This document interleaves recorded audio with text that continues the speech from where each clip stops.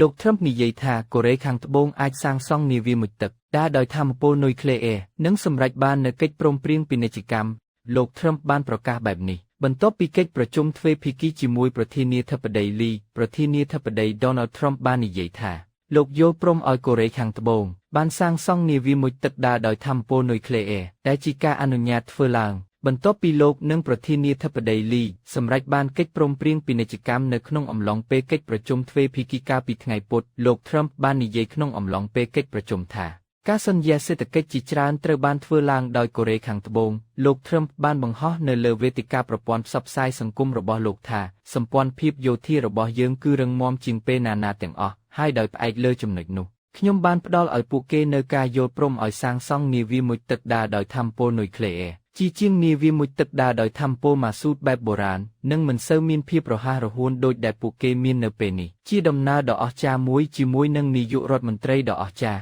លោក Trump បានបន្ថែមថានាវាមុជទឹកនេះនឹងត្រូវបានសាងសង់នៅសហរដ្ឋអាមេរិករោងចក្រផលិតនាវា Pele ជាកន្លែងដែលលោក Trump បាននិយាយថាការសាងសង់នឹងធ្វើឡើងមានទីតាំងនៅ Philadelphia នៅរដ្ឋ Pennsylvania ហើយត្រូវបានទិញយកកាលពីឆ្នាំមុនដោយក្រុមហ៊ុនកូរ៉េ Hanwha Group កិច្ចព្រមព្រៀងសេដ្ឋកិច្ចដែលលោក Trump បាននិយាយថាត្រូវបានធ្វើឡើងក្នុងអំឡុងពេលនៃកិច្ចប្រជុំនៅថ្ងៃពុធរួមមានកូរ៉េខាងត្បូងបង់ប្រាក់ចំនួន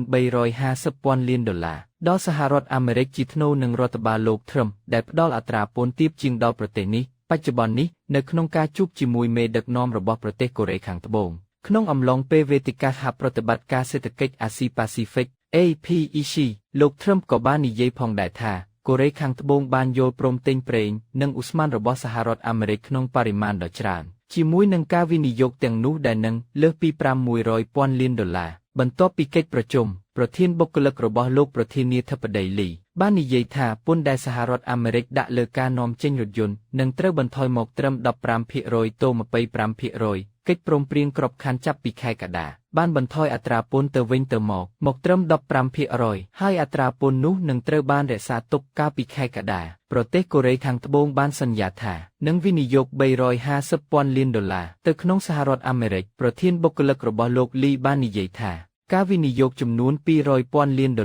នឹងត្រូវធ្វើឡើងជាដំណាក់កាលរហូតដល់$20,000 លានក្នុងមួយឆ្នាំ$150,000 លានទៀតនឹងត្រូវវិនិយោគលើឧស្សាហកម្មសាងសង់កប៉ាល់របស់សហរដ្ឋអាមេរិកឥឡូវនេះពន្ធលើរថយន្តដែលកូរ៉េខាងត្បូងនឹងត្រូវបង់ស្របនឹងពន្ធលើប្រទេសជប៉ុនសេតវិមានមិនទាន់បានឆ្លើយតបទៅនឹងសំណើសុំការអត្ថាធិប្បាយអំពីពន្ធនោះទេប៉ុន្តែបានចេញផ្សាយសន្លឹកព័ត៌មានដែលមានព័ត៌មានលម្អិតបន្ថែមអំពីកិច្ចព្រមព្រៀងពាណិជ្ជកម្មវារួមបញ្ចូលទាំងការបដិញ្ញាចិត្តពីក្រុមហ៊ុនអាកាសចរកូរ៉េដើម្បីទិញយន្តហោះ Boeing ថ្មីចំនួន103គ្រឿងក្នុងតម្លៃ$35.2,000 លាន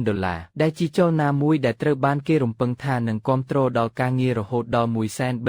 135,000នៅសហរដ្ឋអាមេរិកកងទ័ពអាកាសសាធារណរដ្ឋកូរ៉េនឹងវិនិយោគ$2.3,000 លានដើម្បីអភិវឌ្ឍយន្តហោះរបស់ខ្លួនជាមួយក្រុមហ៊ុនបច្ចេកវិទ្យាអាមេរិកមួយលើសពីនេះសេតវិមានបាននិយាយថាខ្លួនទទួលបានការវិនិយោគសំខាន់តែធ្វើឲ្យសហរដ្ឋអាមេរិករឹងមាំជាអ្នកដឹកនាំថាមពលសកលរួមទាំងការទិញឧស្ម័នធម្មជាតិរ៉ែវរបស់កូរ៉េខាងត្បូងពីអាមេរិកនិងការវិនិយោគ$3,000 លាន